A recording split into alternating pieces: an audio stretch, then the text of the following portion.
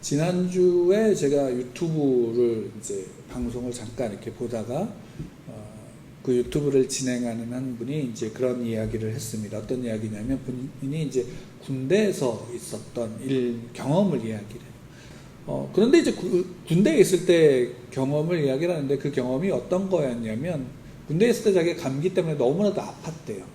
그래서 아파서 정말 이거 죽는 거 아닌가 싶을 정도로 심하게 앓았는데 하루는 그 이제 동기인지는 모르겠지만 한 그 같이 생활하던 군인이 자기한테 아파서 누워있는 자기를 데리고 이제 교회를 가자라고 이렇게 강권을 하더래요. 그래서 아픈데 할 수 없잖아요. 그래도 이제 강권하니까, 왜냐면 그 친구는 굉장히 독실한 기독교인이고, 그래서 예배를 드리러 가자라고 해서 강권해서 데리고 갔어요. 그래서 어떻게든 갔는데, 가서 예배를 드리는데 너무 힘드니까, 아프니까 하나님께 기도를 하고, 그러니까 아프니까 우리가 그런 거 있잖아요. 아프면 어떤 신이든 그 앞에서 그냥 기도하잖아요. 낫게 해달라고. 그런 마음으로 이제 심정으로 이제 기도를 한 거죠.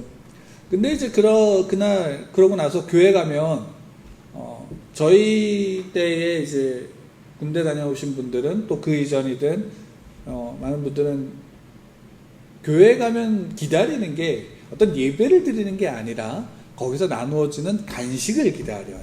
그때 당시에 이제 초코파이가 굉장히 큰 간식이었기 때문에 초코파이를 나눠줬는데 그거를 먹었대요.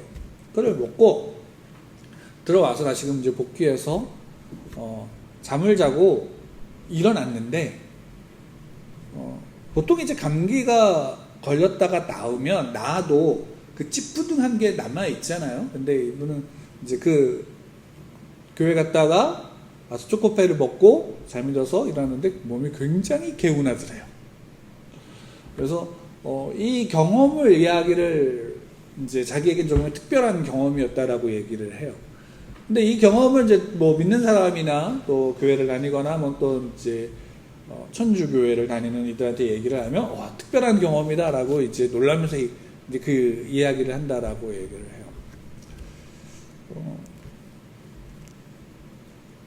그런 경험을 해보신 적이 있으세요? 특별한 경험이죠. 솔직히 이제 그런 경험들 기독교인들 가운데서 해본 분들이 간혹 좀 있고 또 더 특별한 경험을 하신 분들도 있죠. 근데 이 이야기를 들으면서 가만히 이제 생각해 본 건 그거예요.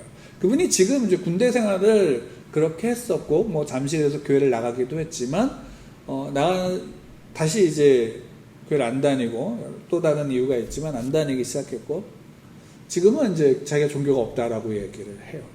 그러면 이거죠. 그 특별한 경험은 그에게 뭔가요? 특별한 경험은 그에게 뭔가요? 초코파이를 먹고 교회를 갔더니 기도하고 초코파이를 먹었는데 낫어. 나는 것이 특별한 경험이긴 해요. 그것은 소위 말하는 믿는 사람들에게서는 그런 특별한 경험이고 그것을 통해서 하나님은 살아계시는구나 라는 것을 고백하게 되지요. 근데 요는 그거예요. 뭐냐면 우리 믿는 사람들 중에서 그런 경험을 한 사람들이 많이 있잖아요. 저도 그런 경험을 했던 적이 있고 어렸을 때 그런 경험을 하고 나면 남는 게 뭔가라는 거예요. 그러니까 우리가 여러 사람들이 간증을 통해서 그런 경험을 해요. 하나님이 나의 질병을 고쳐주셨고 하나님이 나의 가난을 해결해 주셨고 하나님이 내가 있는 어떤 여러 가지 문제들을 해결해 주셨어라고 간증을 해요. 그리고 간증을 하고 나면 그 간증 속에서 남는 게 뭐냐라는 것이에요. 이걸 한번 좀 질문해 볼 필요가 있겠죠. 여러분들은 여러분의 삶 속에서 하나님을 믿는 믿음의 간증들이 아마 다 있으실 거예요. 믿는 사람들 대부분 다 그런 간증들이 있으니까. 그러면 그 간증이 여러분들에게 무엇을 남겼냐라는 거예요. 단지 그것이 그 간증 속에서 남겨지는 것이 내가 하나님을 믿었더니 부자가 되었다라고 하는 그것이 남고 내가 하나님을 믿었고 기도했더니 내가 병이 나았어 라는 것이 남는다면 그 이야기 속에서 그것만 남는다면 그리고 내게 있어서 그것만 남아있다면 과연 그것이 우리가 소위 말하는 기독교, 성경에서 우리가 믿는 그 하나님을 믿는 믿음의 신앙 고백이라고 할 수 있을까요? 거기에 하나님을 믿었고 그래서 가난해서 해결됐고 하나님을 믿었고 병이 나았으니까 하나님을 찬양하는 거였죠? 라고 할 수 있지만 만약에 이렇게 한번 말해볼까요? 그러면 하나님을 믿었는데 가난하면서 해결되지 않았어요. 하나님을 믿었는데 병이 낫지 않았어요. 그러면 그 안에서도 나의 믿음을 고백할 수 있느냐라는 것이에요. 신앙이라는 것은 처음에 어렸을 때야 소위 말한다면 과자 주는 사람, 내게 좋은 것을 주는 사람, 나를 좋아하고 이쁘다 이쁘다 해주는 사람을 따라가고 그 사람이 내가 좋아하는 그런 것들을 갖고 있어서 그걸 놀게 해주면 그 사람을 좋아하고 따라가요, 안 따라가요? 따라가요. 한 가지 예로 어린아이들을 키우는 부모는 누구나 얘기할 거예요. 낯선 사람 따라가지 마라 라고 얘기할까요, 안 할까요? 하죠. 근데 정말 놀라운 그 교육을 매일 받아요. 부모님한테 귀가 따갑도록 듣고요. 학교에 가나 유치에 가나 유치원에 가면 다 그 얘기들을 해요. 따라가면 안 된다. 근데 놀이터에서 놀고 있는 아이들한테 강아지 한 마리 데리고 가서 그 강아지랑 조금 놀게 해주고 우리 집에 가서 같이 더 놀래? 라고 하면 애들이 대부분이, 다는 아닐지라도 대부분이 어떻게 하면 따라갈까요? 안 따라갈까요? 따라가요. 왜? 자기가 좋아하는 것을 가지고 있고 그것을 통해서 어떻게 하고 있어요? 놀 수 있게 해주고 이뻐해주면 그걸 좋아하고 따라간단 말이에요. 어린 시절에는 그럴 수 있잖아요. 그죠? 어린 시절 충분히 그럴 수 있어요. 우리의 신앙도 어린 신앙에서, 그러니까 처음 믿었을 때 초신자들은 충분히 그것을 가지고 그런 것에 우리의 신앙을 대입해서 나갈 수 있죠. 근데 그것이 신앙이 1년, 2년, 5년, 10년이 지나가는 신앙인들, 그리스도인들이라면 여러분 그것으로 내 신앙을 증명한다면, 내 신앙을 고백한다면 그 신앙의 고백은 참된 고백이라고 할 수 있을까요? 우리가 그걸 한번 좀 고백해 봐야 돼요. 왜냐하면 그러지 않으면 결국 우리의 신앙은 어린아이의 수준에서 그냥 늘 머물러 있는 것밖에 되지 않아요. 왜? 우리의 신앙이라는 것은 기독교 성경에서 말하고 있는 우리에게 보여주고 가르쳐주는 신앙은 네가 병이 나았어 라는 것으로 하나님을 증명하지 않으세요. 하나님은 언제나 그 하나님의 백성과 늘 어떻게 함께 하심으로, 또 그들의 삶 속에 늘 그들을 이끌어 가심으로 하나님은 그들 가운데 함께 하시는 하나님, 그 하나님을 믿는 믿음 속에서 그 백성들이 세워지기를 원하시는 거예요. 근데 그것이 아니라면 우리의 신앙은 늘 어떻게 하냐면 늘 머물러 있을 수밖에 없죠. 그리고 쫓아가죠. 무엇을? 소위 말하면 건강한 거, 부자가 되는 거, 어떤 소위 말하면 성공한다라는 것을 쫓아갈 수밖에 없어요. 근데 이게 우리의 신앙에 너무나도 뿌리 깊게 남겨져 있고 성경에서도 보면 대부분의 문제들이 거기에서 시작하고 있는 것을 볼 수 있어요. 여러분, 우리가 지난번에 사사기를 계속 봤는데 사사기의 이야기들을 보면 사사기의 시대 속에서 사사기의 이야기들 하나하나가 어떤 것들일까요? 결국 그 시대가 정말 살기 힘들었어 라는 것을 말하고 있는 걸까요? 살기 힘들었어요. 그 시대. 왜? 늘 싸워야 되니까. 적들이 가지고 있는 땅을 빼앗아야 되니까. 또 그들로부터 내가 가진 이 땅을 지켜야 되니까 힘든 시기였죠. 게다가 어떤 체계가 있는 것도 아니고 강한 무기가 있는 것도 아니고 어떤 나라의 국가적인 조직이 형성된 것도 아니에요. 그러니까 그 시대를 살아가는 것은 힘들었을 거예요. 근데 그럼에도 불구하고 하나님이 그들을 그 시대 속에서 그 각 지파들이 자기들에게 주어진 땅들을 또 다시금 점령해 나갈 수 있도록 하신 것은 모세와 여호수아라는 인물을 통해서 하나님이 이스라엘 백성들 가운데 그들을 광야에서 이끌어 가셨고 가나안 땅에 들어가게 하셨어요. 그리고 그들에게 각 살아가야 될 지역들을 갖게 하셨어요. 이제 그러면 그것은 한 어떤 큰 공동체뿐만이 아니라 이제 각 개인의 삶 속에서도 누구 함께 하심을 경험해야 되는 거예요. 하나님이 함께 하시고 하나님이 나의 왕이시라는 사실들을 그 지파와 그 개인별로 어떻게 보면 경험해 나가야 될 필요가 있었던 거예요. 왜? 그것이 삶이니까요.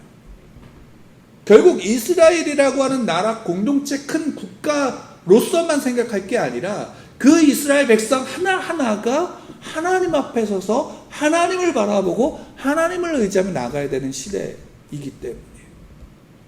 그러면 그 시대 속에서 결국 그 개개인이 자기들이 경험했고 자기들의 부모가 경험했던 그 경험, 믿음의 경험들, 믿음의 간증들, 그 고백 속에서 자기들이 이제 똑같이 그 시대를 살아갈 때에 부모의 믿음이 그 신앙들이 자기에게 동일하게 이어짐으로 그 하나님을 바라보며 나가야 되는 게 아니라 어떻게 되냐면 사사기에서는 그것을 분명히 고백하고 있는 게 뭐냐면 여호수아가 죽고 그와 함께했던 장로들이 죽고 난 다음에 다른 세대가 되었다라고 이야기를 하고 있어요.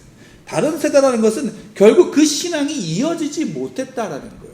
그들이 하나님을 믿는 믿음의 행위들이 없었다라는 게 아니라 그 믿음의 본질이 그 안에 이어지지 못했다라는 거죠.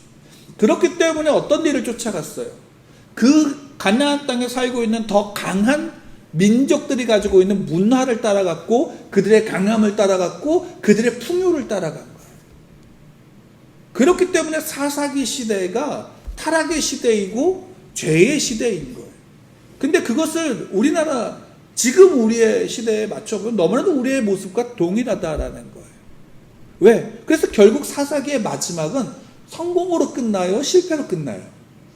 실패로 끝나는 거예요. 왜? 그 결국 남는 게 있어요? 없어요?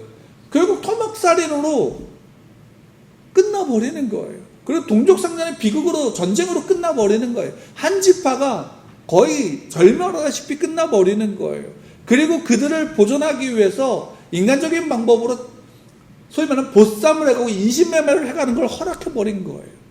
죄를 허락해버린 시대로 끝나버리는 거예요. 그 시대는 결국 실패한 것으로밖에 저주로밖에 끝나지 않는 시대라는 거예요. 그러면 어때요? 희망이 있어요? 없어요? 희망이 없는 거죠.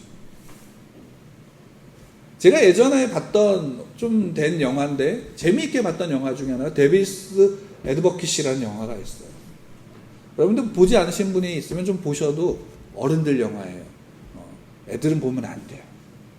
그래서 또 한번 보시면 좋아요. 근데 그 영화를 보면 되게 재밌는 게 뭐냐면 주인공이 변호사인데 그 변호사가 소위 말하면 죄가 있는 사람을 변호하다가 그가 죄가 있다는 걸 알지만 그를 무죄로 석방시켜줘요. 그러니까 대단한 이슈가 되고 이 변호사는 굉장한 능력을 인정받아서 거기에 그 당시에 가장 좋은 로펌으로 스카웃대 가요. 근데 그 로펌으로 스카웃대 갔는데 변호사들이 모인 그 회사로 스카웃돼서 갔는데 거기에서 또 승승장구해요. 자기 능력을 인정하고. 근데 거기에 결국 그 회사의 사장이 누구냐면 사탄인 거예요. 그렇다고 해서 뭐냐면 되게 이런 게 아니라 굉장히 치밀하게 그 이야기들을 해나가는데 결국 이야기들을 하면서 이 주인공이 마지막에는 결국 어떻게 되냐면 이 사탄을 이겨요. 그가 원하는 대로 하지 않고 자기가 그것과 반대되는 것들을 행해요. 그래서 이긴 것처럼 끝나요. 근데 마지막에 그 다음에 또 다른 이야기가 나오는데 이야기가 뭐냐면 이 사람이 그 원래 처음 했던 것들은 꿈처럼 그동안 있었던 이야기들은 꿈이 돼버리고 다시금 원래의 그 재판, 범죄자를 저지른 돈 많은 사람을 변호하는 바로 그 시기로 다시금 돌아와요. 그러고 나서 이 사람이 그 꿈이 너무 생생하니까, 기억이 생생하니까 어떻게 하냐면 이 변호를 포기해버려요. 그러니까 또다시 이슈가 되니까 그 옆에 이제 다른 사람이 와서 기자가 와갖고 친구인 기자가 와서 이야기를 하는 거예요. 야, 이거 가지고 우리 뭐 다른 걸 하자 뭐 이런 식으로 하는 거죠. 그러고서 이 주인공이 웃으면서 뭐 수락하는 듯이 하고 내려가요. 근데 그 기자가 나중에 바뀌는 거예요. 어떤 사람으로 바뀌냐면 원래 사탄이었던 그 사람의 모습으로 바뀌는 거예요. 그러니까 이게 어떤 내용이에요? 사탄의 유혹은 끝나요? 끝나지 않아요?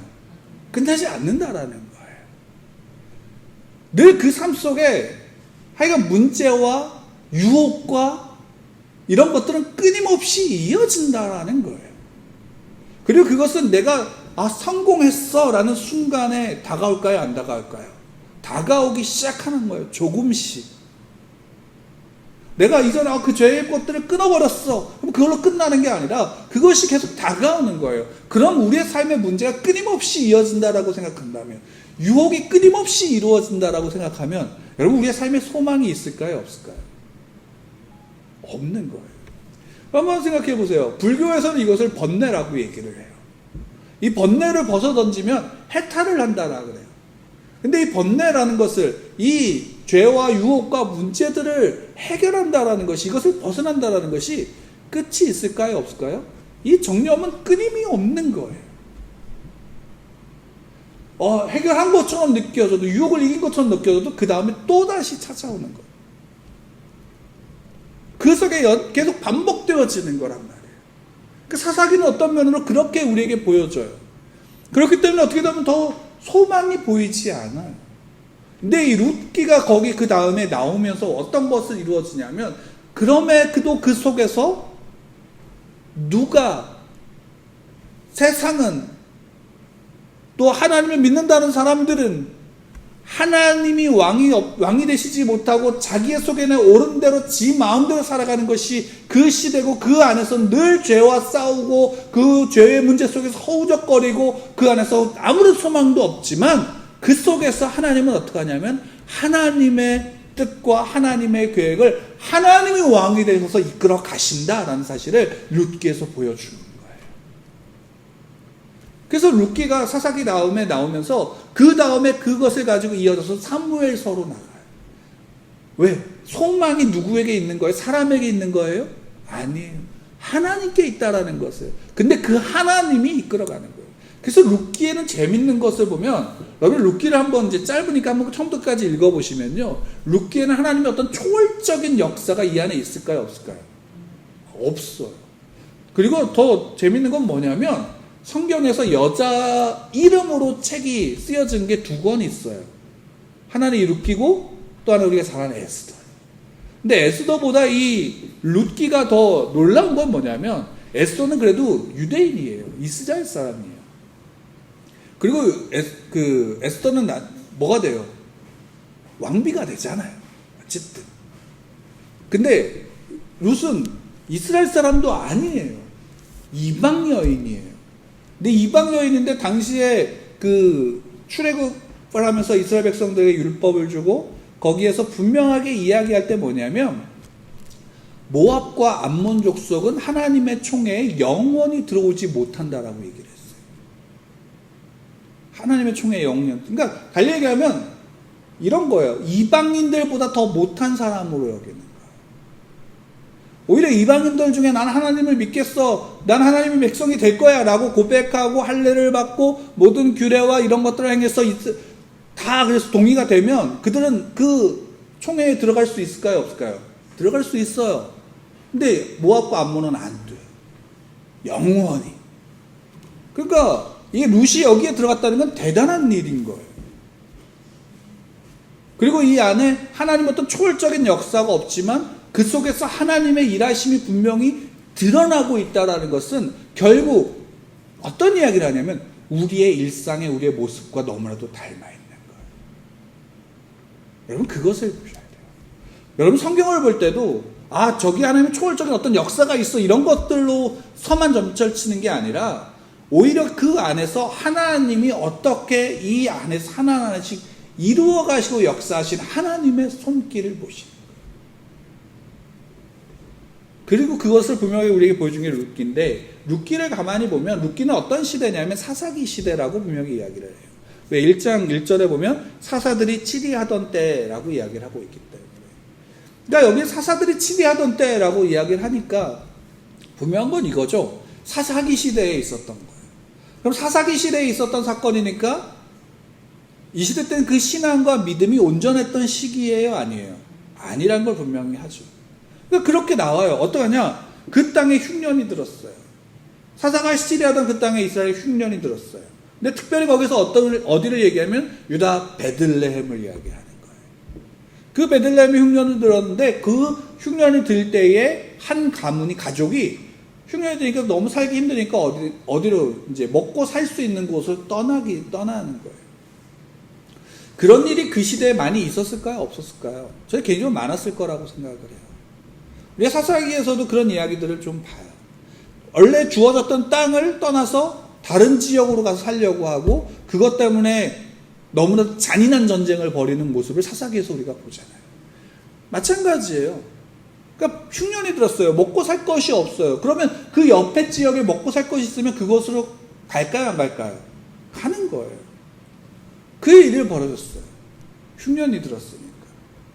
근데 이것이 너무 쉽게 이루어지는 거예요. 왜? 사사시대니까. 왜? 그때는 왕이 없으므로 각기 자기의 소견에 옳은 대로 하던 시대니까. 왕이 없다라는 것. 그러니까 자기 마음대로 한다는 것. 자기가 이스라엘 백성이고 하나님의 백성이고 하나님께서 우리에게 어떤 말씀과 율법을 주셨는지를 알아도 그것을 무시하는 시대가 된 거예요. 왜? 먹고 사는 풍요가 더 중요한 문제니까. 그래서 풍요로운 곳을 쫓아갔어요. 근데 쫓아갔는데 그곳이 어디냐면 모압이래요. 하나님께서 그 총회에 들어오지 못하게 하는 그 민족이 있는 그 땅으로 가는 거예요. 근데 재밌는 건 이거예요. 2절에 그럼 그 사람들이 누군지를 이야기해요.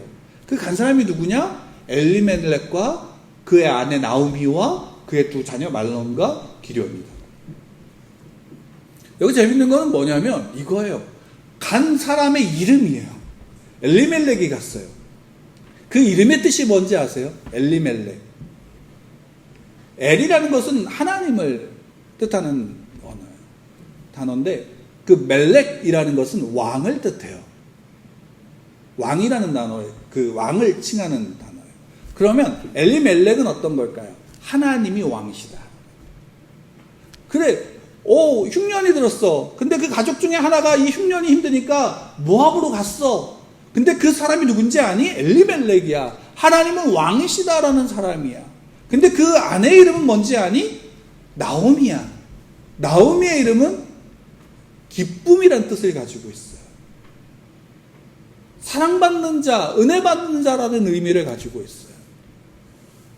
그러니까 하나님의 왕이시고 하나님의 은혜를 받는 자가 하나님의 말씀과 규례가 그 안에, 말씀이 그 안에 있어요, 없어요? 알아도 그것을 무시하는 사람들이 된 거예요. 그래서 모압으로 가는 거예요.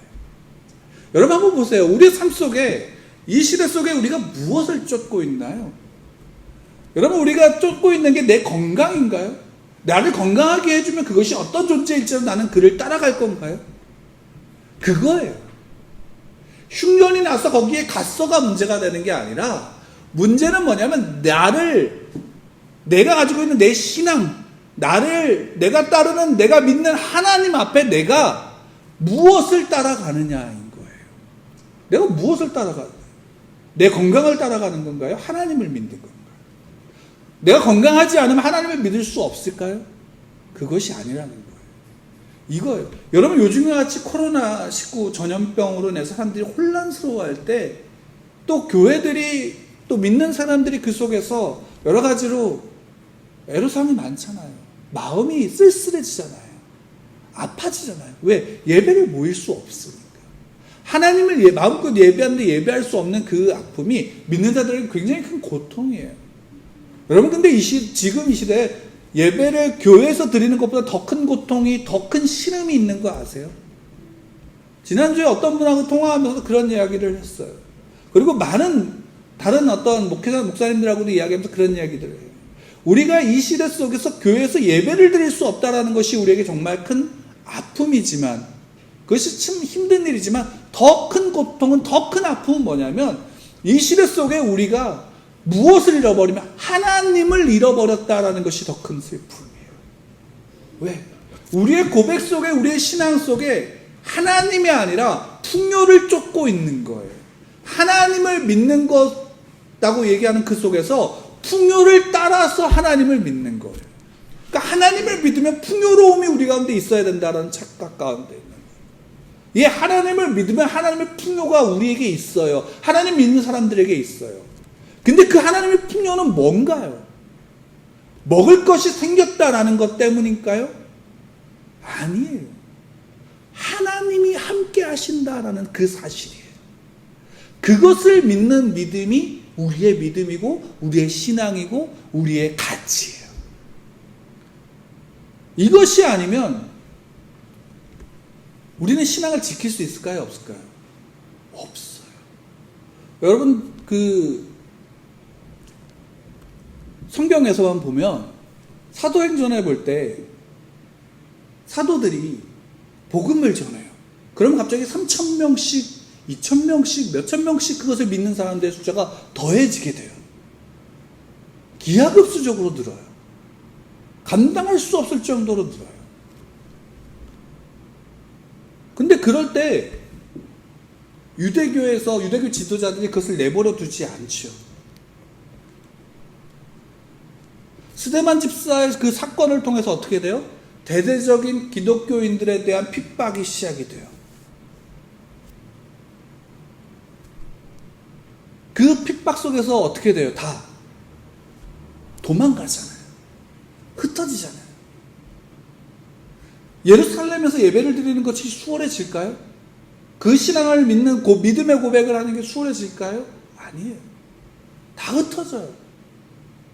그러면 그 흩어진 그들이 그 신앙을 버렸나요? 우리는 갈 수 없으니까, 함께 모여서 예루살렘에서 예배할 수 없으니까 우리는 다 실패했고 좌절하고 넘어지고 아무것도 안 했나요? 아니잖아요. 그들은 오히려 그것으로 해서 흩어져서 오히려 이방인들이 있는 로마로 가고 다른 지역으로 다 뿔뿔이 흩어져서 어떻게 됐어요? 복음이 더 흘러가게 됐잖아요. 자기가 있는 그곳에 가서 거기서 예수 그리스도를 믿는 믿음을 고백하고 그 믿음을 고백하는 그곳에서 함께 모여서 소수가 예배드리고 그 소수가 예배드리는 그 모습을 보면서 그들이 그리스도인들이란 칭호를 받게 되어지고 또 그 속에서 그들이 다른 사람들과 어떤 이들과도 다른 삶의 모습을 보인 거예요. 거룩함이고 순결함이고 그리고 그 무엇보다 그 삶 속에서 자기가 높아지는 게 아니라 섬기는 자가 되어지는 그 삶을 살아가는 거예요. 그래서 각지에 또 다른 교회들이 생겨나게 돼요? 안 돼요? 되는 거잖아요.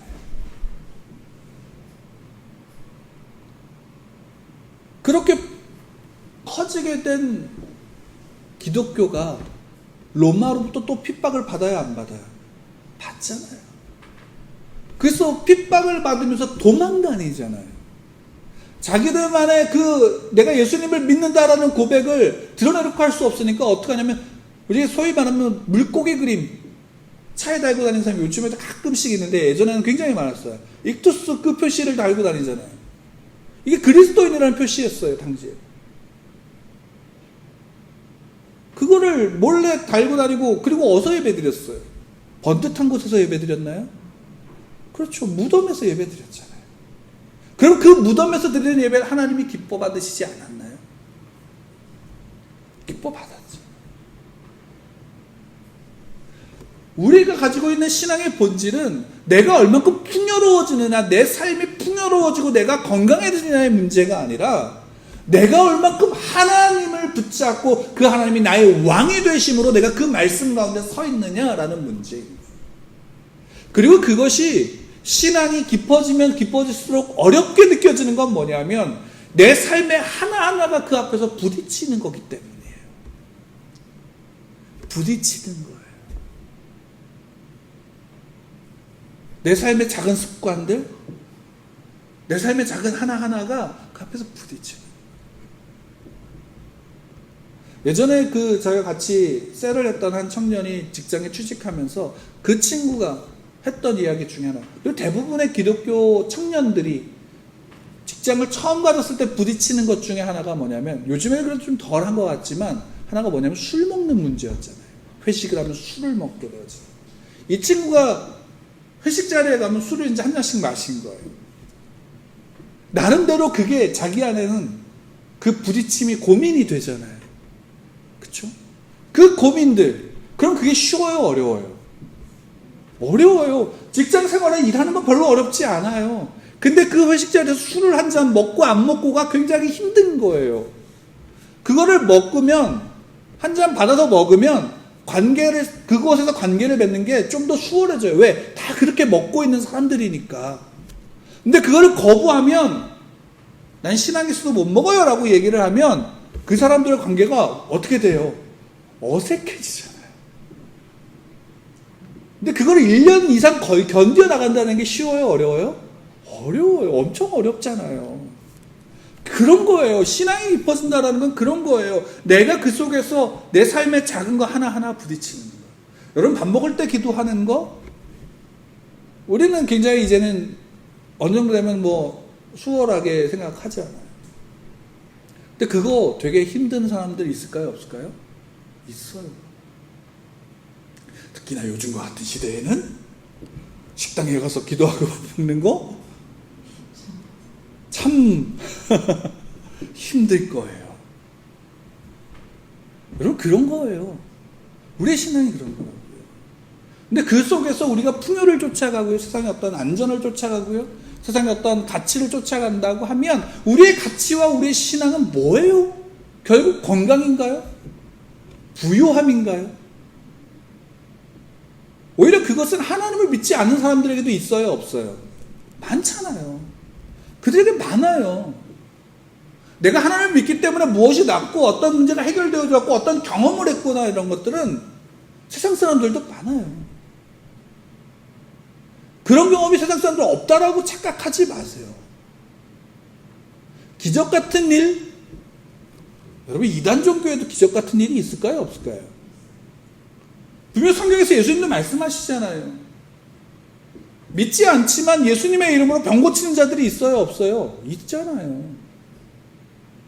우리가 생각하지 못하는 기적 같은 일들이 있다고요. 그건 어떤 신앙의 문제 속에서 있는 것도 국한할 필요는 없어요.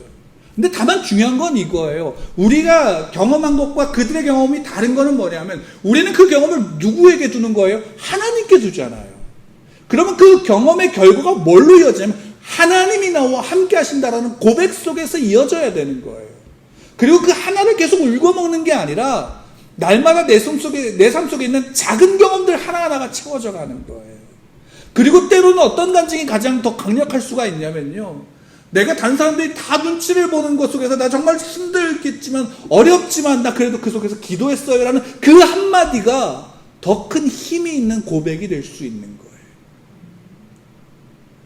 여러분 초창기에 내 신앙의 열심을 가지고 난 직장에 들어갔는데 술을 안 먹었어요. 야, 그러고 대견하게 스스로 얘기했어요. 근데 몇 년 뒤에 그는 술고래가 되어 있어요. 그러면 그건 뭔가요? 그래서 그 신앙은 뭐죠? 나오미가 엘리멜렉이 결국 그 흉년 때문에 먹고 살 것이 없어서 모압으로 떠났을 때 그것은 단순하게 그것이 아니에요. 그리고 단순하게 이스라엘 땅에 흉년이 일었다는 것은 흉년이 일으니까 곡식이 없어나는 것이 아니라 그 시대의 그들의 영적인 상태가 또 그들의 삶의 모습이 결국 메말라져 버렸다라는 거예요. 그 메마름 속에서 더욱더 하나님을 보는 게 아니라 하나님이 나의 왕 되신다라는 것을 따라가는 자기의 이름처럼 따라가는 게 아니라 결국 눈에 보여지는 풍요를 쫓아 나아가는 이들의 발걸음밖에 남지 않는 거예요. 결국 가서 어떻게 돼요? 엘리멜렉이 모압에 가서 바로 죽어요. 아마 오랜 시간이 되지 않아서 죽은 것으로 보여요. 성경의 내용상 이렇게 보면. 그런데 그럼 엘리멜렉이 죽고 나면 나오미와 그 두 자녀는 어떻게 하는 게 좋을까? 거기 있는 게 좋을까? 다시 돌아가는 게 좋을까? 모르죠. 근데 둘은 선택을 했죠. 어떤 선택을 했냐면 거기 있기로 결정을 한 거예요. 근데 그 결정이 단순하게 우리 저쪽이 좀 흉년이 끝나면 다시 돌아가야지라는 결정을 한 게 아니라 아예 거기서 자리를 펴고 살기로 결정한 거예요. 그래서 무엇을 보면 알 수 있냐면 그 3절을 보면 나오미의 남편 엘리멜렉이 죽고 나오미와 그 두 아들이 남았으며 그들은 모압 여자 중에서 그들의 아내를 맞이하였는데 이런 거죠. 결국 모압 사람들 입장에서 보면 나오미와 말론과 기르는 어떤 사람이에요? 이방인이잖아요. 모압 사람들의 입장에서 보면 이방인들이니까 그 사회에 섞일 수 있어요, 없어요? 물론 가져간 재물이 많고 어느 정도 있으면 그래도 받아주지만 그 안에 무리로 속할 수는 없어요. 공동체에 들어갈 수가 없다. 그럼 그 공동체에 들어가는 가장 쉬운 방법이 뭔지 아세요? 여러분, 미국에 갔을 때 미국에서 내가 영주권이나 이런 걸 따고 싶다라고 했을 때 실제로 그런 일들이 굉장히 많은데 어떤 거냐면 가장 그 미국의 시민권을 받기 쉬운 방법은 그 지역에 살아가는 그 미국 시민하고 결혼하는 거예요. 그건 우리나라도 마찬가지예요. 그래서 위장 결혼이 있을까요, 없을까요? 많아요. 시민권 사기. 그래서 사기로 그렇게 결혼한 사람들도 있어요. 우리나라도 그런 뉴스 가끔 보지 않아요? 결혼했는데 갑자기 아내가 도망쳤어. 그리고 그거를 따기 위한 목적으로만 그래요. 가장 쉽게 그 공동체에 속하는 것은 그 지역 사람하고 결혼하는 거예요. 그러니까 나오미가 말론과 기르는 두 아들을 그 지역에 살아가는 여인과 어떻게 결혼을 시킨 거예요. 왜? 그 공동체에서 그곳에서 주저앉고 그냥 평생을 살기로 결정한 일인 거죠. 돌아갈 생각은 없었던 거예요. 그렇게 결혼한 사람이 누구냐면 오르바와 루시, 그 모압 여인들과 결혼했던 거죠. 결국 돌아갈 생각이 있는 게 아니에요. 근데 결국엔 어떤 일이 벌어지냐면 나오미가 그런 선택을 했던 이유는 뭐냐면 그래도 남편이 죽어도 누가 있어요? 아들들이 있잖아요. 자기 기댈 곳이 있어요, 없어요? 기댈 곳이 있는 거예요. 근데 결국 그 이후에 10년이 지나면 어떻게 되면 말론과 기론도 다 죽게 되었다라고 역경 고백해요. 그래서 5절에 되게 재밌는 표현이 있어요. 5절 같이 좀 읽을까요? 시작. 말론과 기럧 두 사람이 다 죽고 그 여인은 두 아들과 남편 뒤에 남았더라. 여기 이 집안의 식구가 지금 원래 몇 명이에요? 며느리들까지 치면 5명이잖아요. 남편, 아들 둘이 죽었잖아요. 그럼 몇 명이 남아있어요? 여자 3명이 남아있잖아요. 그러면 그 여인들, 여기에 보면 그 여인은 이라고 되어 있지만 여인이 아니라 그 여인들이라고 표현하는 게 맞잖아요. 근데 성경은 이야기하고 있는 거예요. 이거 원어로도 단수예요. 그 여인이 남은 거예요. 누가 남은 거예요? 나오미만 남은 거예요. 그렇게 표현하고 있는 거예요. 그러니까 결국 나오미는 자기가 기댈 곳, 의지할 곳, 그 모든 것들을 다 어떻게 된 거예요? 잃어버린 거예요. 그래서 나중에 나오미가 자기를 할 때 난 나오미라고 하지 마. 난 마라라고 해줘. 나는 써버렸어. 내 인생의 풍요로움으로 나갔지만 난 다 잊어버리고 내 인생은 결국 말라비틀어지고 쓴 맛만 남은 인생밖에 되지 않았어. 라고 고백하는 거예요. 결국 그의 인생 속에서 모든 것을 잃어버리고 모든 의지할 것들을 잃어버리는 그 모든 상황 가운데 처해지게 되는 거예요. 이것은 결국 그 안에서 무엇을 우리에게 이야기해 줄까요? 세상을 쫓아갈 때 특히나 하나님을 믿는 사람의 기준이에요. 여러분들이 하나님을 믿고 내가 하나님을 믿는 하나님의 백성으로서 하나님의 자녀로서 살아갈 때 우리가 하나님을 믿는다라는 것은 그 고백은 단순하게 나 하나님 믿어요 라는 것을 끝나는 게 아니라 그 고백이 함의하는 그 안에는 굉장한 것이 있죠. 뭐예요? 내가 죄인이라는 고백이 있잖아요. 예수님을 믿으면 구원받아요 라고 했을 때 그 구원받아요 라는 것은 단지 그냥 교회 나와서 교회만 다니면 돼 라는 의미가 아니잖아요.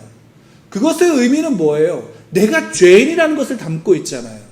내가 죄인에서 죽었고 그 죽은 나를, 그 죄인인 나를 구원하실 유일한 분이 누구예요? 예수 그리스도라는 고백이 그 안에 담겨져 있는 거잖아요. 그래서 나는 예수님 믿고 구원받았어요 라는 고백을 하는 거예요. 그럼 그 고백은 뭐냐면 내가 이전에 가지고 있었던 죄인일 시절에 가지고 있었던 그 가치와 그 방향성을 가지고 살아가지 않는다라는 거예요. 그렇지 않다라는 거예요. 누구와 함께 하는 거예요? 하나님이 왕이시기에 그 하나님의 뜻과 하나님의 말씀을 붙잡고 나아가는 것이 그리스도인들이라는 거예요. 그것이 흉년이 든 곳일지라도, 그 흉년이 든 곳일지라도 그것에서 하나님이 주신 곳에서, 하나님이 허락하신 곳에서 하나님을 붙잡고 나아가는 거예요. 하나님이 나가라고 인도하시면 그 하나님의 인도하심 따라 나가는 거예요. 그런데 다만 여기에서 하나님께서 더 그 안에서 역사하시는 건 뭘까요? 이것이 이 나오미를 통해서, 또 이 가정을 통해서, 한 사람을 통해서 드러난 하나님의 일에, 눈으로 보여지는 일의 시작인 거예요. 결국 세상을 쫓아가고, 하나님을 믿는 사람이 세상을 쫓아갔을 때 남겨지는 것은 뭐냐면, 그가 의지할 것 아무것도 남지 않는다라는 사실을 보여주는 거예요. 절망밖에 남을 것이 없다라는 거예요. 그 나옴이라는 한 인물을 통해서, 한 여인을 통해서 우리에게 분명히 보여요. 나갈 때는 가족이 다 나가고 풍요로움으로 나갔지만 남겨진 건 결국 자기 자신 하나밖에 없는 거예요. 여러분, 하나님이 우리를 붙잡고 우리를 이끌어 가신다는 사실을 믿으시나요? 네. 그럼 지금도 그래요. 지금 같은 고통의 시대 속에서도 그러하다라는 사실을 믿으시길 바라요. 그러면 나 왜 이렇게 내버려둬요? 차라리 이렇게 고백할 수 있지 않아요? 차라리 흉년을 주지 말지. 그러면 더 이렇게 올 필요도 없잖아요 라고 말할 수 있잖아요. 근데 그게 아니라는 거예요. 결국은 하나님을 붙잡는 자, 하나님과 함께하는 동행하는 자의 삶 속에서 누가 이끌어 가시면 하나님이 이끌어 갔어요. 그리고 또한 하나님을 떠났던 이들도, 하나님이 왕이시지만 그 이름의 뜻처럼 하나님을 믿지 않았던 이들도 결국 하나님이 택한 자들은 어떻게 해요? 하나님은 끝까지 왕이 되셔서 그를 붙잡으신다는 사실이에요. 하나님 붙잡으세요. 하나님 붙잡으시는 일의 역사가 여기에 기록되어져 있는 거예요. 그리고 그것이 결국 하나님 나라의, 하나님의 구원의 영광의 이야기 속에 속해져 가는 거예요. 그리고 그곳에 여러분들이 있어요. 하나님의 이야기 속에 여러분들이 있다는 사실을 믿으시기 바랍니다. 하나님의 이야기 속에 여러분들이 있어요. 다만 그 속에서 하나님을 믿는 믿음과 하나님을 의지하는 그 속에서 왕이 없는 시대를 살아간다는 것이 아니라, 아니 왕이 없어 보여도 이 시대 속에 하나님이 나의 왕으로 나를 통치하신다는 사실을 믿으시며 나가시고 고백하시는 여러분들 되기를 간절히 축복합니다. 우리 함께 기도하겠습니다.